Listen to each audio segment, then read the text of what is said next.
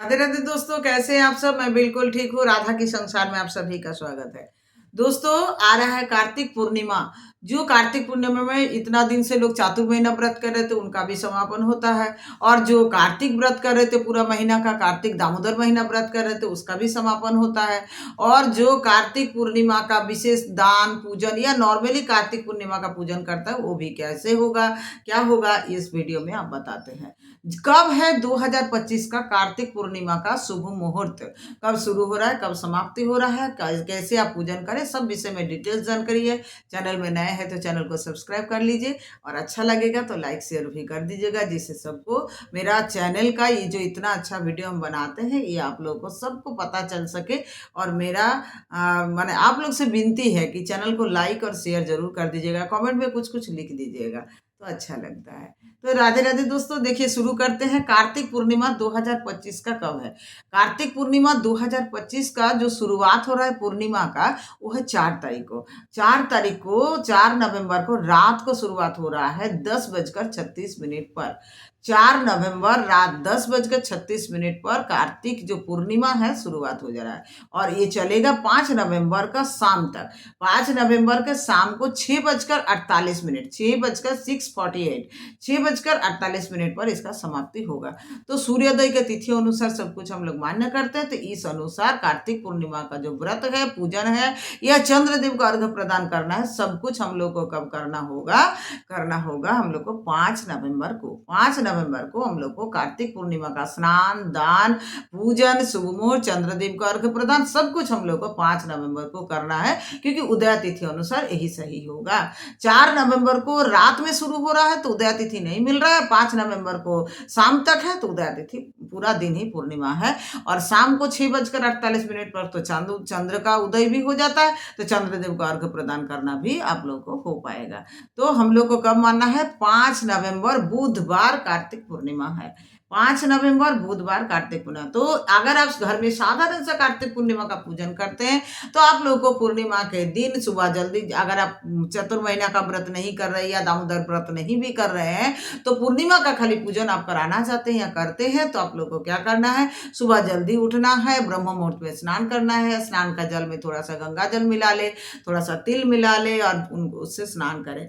इससे गंगा स्नान का फल मिलेगा। अगर आप नदी में जा करके, तालाब में जा करके स्नान कर पाते हैं तो बहुत अच्छा है। और ऐसे करके आप स्नान करके घर का जो पूजा मंदिर है उनका साफ सफाई कीजिए। भगवान का विग्रह रखे हैं तो उनको पंचामृत स्नान कराइए, उनको सुंदर सा वस्त्र धारण कराइए। और अगर आप चित्रपट रखे हैं तो चित्रपट को मानसिक स्नान या पंचामृत बना करके उनसे छींटा मार के या गंगा जल का छींटा मार के मानसिक स्नान करके पूछिए और आसन लगा करके आप बैठाइए। अगर आप घर में बिना पंडित का पूर्णिमा का पूजन करते हैं, तो भगवान का जो नारायण का फोटो है, चित्रपट है, या जो राधा गोविंद का चित्रपट है, लक्ष्मी नारायण जी का है, लड्डू गोपाल जी का विग्रह को बैठाइए। उनको तुलसी का माला अर्पण कीजिए। याद रखिए, पूर्णिमा को तुलसी पत्ता नहीं तोड़ा जाता। पहले से आपको तुलसी पत्ता तोड़ के रखना होगा और माला भी अगर बनाना चाहते हैं बनाना होगा।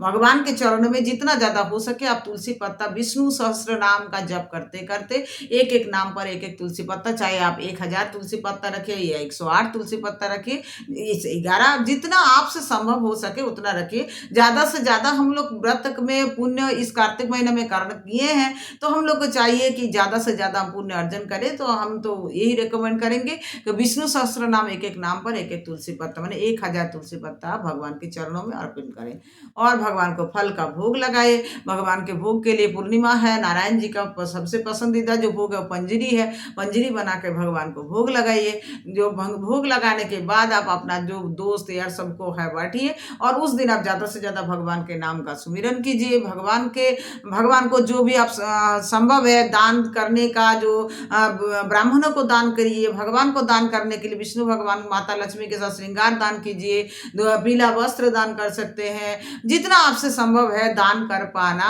आप उतना ज्यादा इस दिन दान कीजिए। पूर्णिमा को दान का बहुत ज्यादा महत्व है, पूर्णिमा का हवन का बहुत ज्यादा महत्व है, तो हवन कराइए।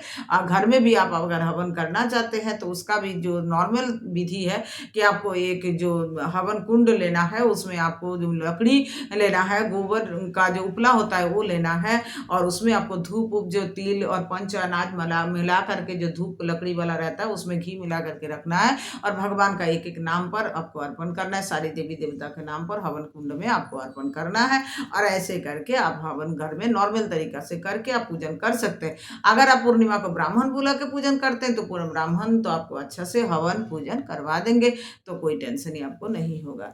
तो पूर्णिमा को आप भगवान को भोग लगाइए, और पूर्णिमा को ऐसा नहीं है कि पूरा फास्टिंग रखना होता है, पूरा व्रत ही रखना होता है। जो चंद्रदेव को अर्घ प्रदान करते हैं वो व्रत रखते हैं, तो वो चाहे तो व्रत रखे, सात्विक भोजन ग्रहण करके भी चंद्रमा को अर्घ दिया जा सकता है। व्रत रखना अगर आपसे संभव है तो जरूर व्रत रखना चाहिए।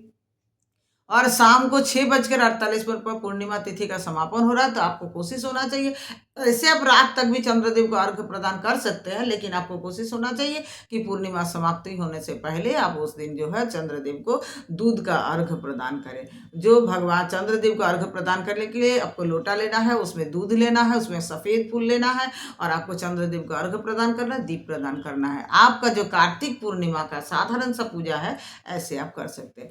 आगे जो कार्तिक पूर्णिमा का हम और वीडियो बना रहे हैं, जिससे आप लोग को समय से समय अपलोड होते रहेगा। आप लोग देखते रहिए, मेरे चैनल को नोटिस करते रहिए, सब्सक्राइब कर लीजिएगा, तो आपके पास पहले नोटिफिकेशन आएगा कि कार्तिक पूर्णिमा का जो चातुर्मास का व्रत कर रहे हैं उसका समापन का विधि क्या है।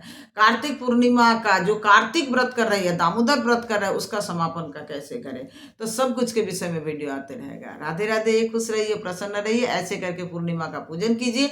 अगर आप पूर्णिमा को फास्टिंग नहीं करते हैं तो आप पूरी या जो भी सब्जी सात्विक भोजन बना करके भगवान को भोग लगा कर आप भोजन ग्रहण कर सकते हैं। तो राधे राधे, खुश रहिए, प्रसन्न रहिए, आनंदित रहिए। जय श्री कृष्ण।